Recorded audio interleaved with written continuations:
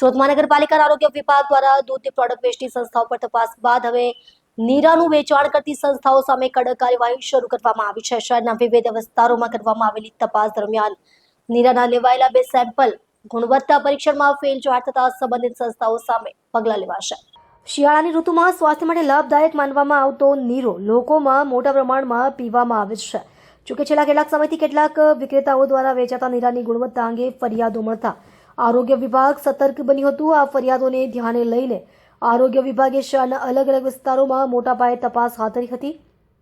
તપાસ દરમિયાન શ્રી 84 અને ઓલપાડ તાલુકા નીરા અને તાડગોળ ઉત્પાદક સહકારી મંડળી લિમિટેડ સંચાલિત સુરત સ્ટેશન નજીક સબરસ હોટલ પાસે આવેલ નીરા ભવન તેમજ ચોક બજાર વિસ્તારમાં આવેલ કેન્દ્રમાંથી નીરાના સેમ્પલ લેવામાં આવ્યા હતા। આ સેમ્પલને લેબોરેટરી તપાસ માટે મોકલવામાં આવ્યા હતા, જેમાં બંને સેમ્પલ ગુણવત્તા ધોરણો પર ખરા ન ઉતરતા ફેલ જાહેર થયા છે।